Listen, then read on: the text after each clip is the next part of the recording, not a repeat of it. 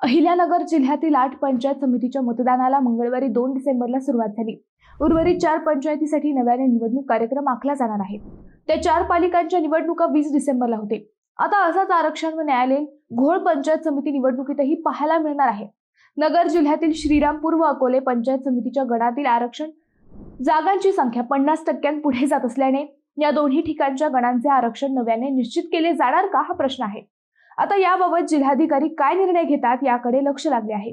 दरम्यान असे झाले तर ही निवडणूक पुन्हा न्यायालयात जाण्याची शक्यता आहे, कारण नव्याने आरक्षण होऊन आरक्षण मर्यादा कमी केली तर ओबीसींना गणात संधीच राहत नसल्याचे चित्र आहे।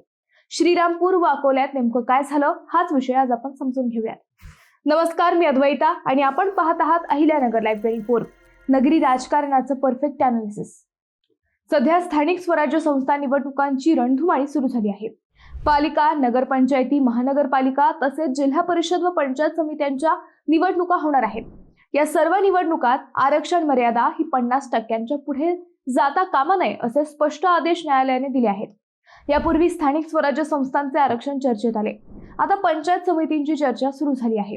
नगर जिल्हा परिषदेने आरक्षण मर्यादा ओलांडली नसली तरी श्रीरामपूर व अकोले या पंचायत समितीत मात्र आरक्षणाची मर्यादा ओलांडली असल्याचे स्पष्ट झाले आहे। अहिल्यानगर जिल्हा परिषदेसाठी 75 गट निश्चित झाले आहेत। त्यात 75 पैकी 36 जागा आरक्षित करण्यात आल्या।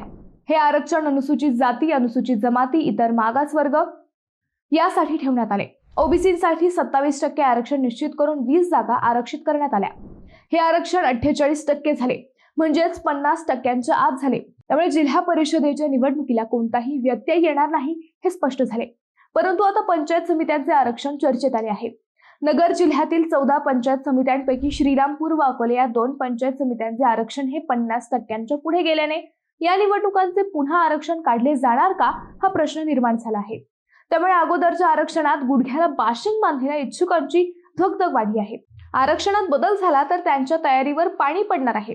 नेमके काय झाले हे आपण समजून घेऊयात। अकोले पंचायत समितीत एकूण 12 गट आहेत। आरक्षण सोडतीत यापैकी अनुसूचित जमातीसाठी 6 गट, अनुसूचित जातीसाठी 1 गट, ओबीसीसाठी 3 गट असे आरक्षण निघाले। म्हणजेच 12 पैकी 10 गट आरक्षित झाले, म्हणजेच आरक्षण 83.33% गेले। श्रीरामपूर पंचायत समितीत 8 गट आहेत। त्यापैकी अनुसूचित जातीसाठी 2 गट, अनुसूचित जमातीसाठी 1 गट, इतर मागास प्रवर्गासाठी 2 गट असे आरक्षण निघाले। म्हणजे 8 पैकी 5 गट आरक्षित झाले। सर्वसाधारणसाठी फक्त 3 गट सुटले। ही आरक्षणाची टक्केवारी 62.5% झाली आहे। आरक्षण हे 50%पेक्षा जास्त जाता कामा नये असे स्पष्ट आदेश सर्वोच्च न्यायालयाने दिल्याने या 2 पंचायत समितीत पेच वाढला।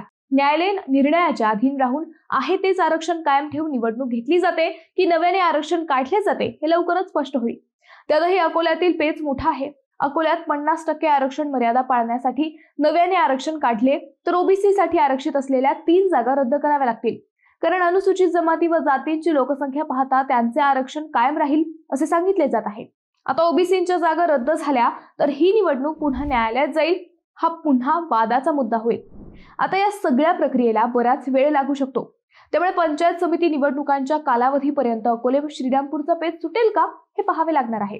मित्रांनो, तुम्हाला हा विषय कसा वाटला हे आम्हाला कमेंट करून नक्की कळवा। शिवाय व्हिडिओ आवडला असेल तर चॅनलला सबस्क्राईब करून व्हिडिओला लाईक करायला विसरू नका। पुन्हा भेटू नव्या विषयावर, तोपर्यंत धन्यवाद।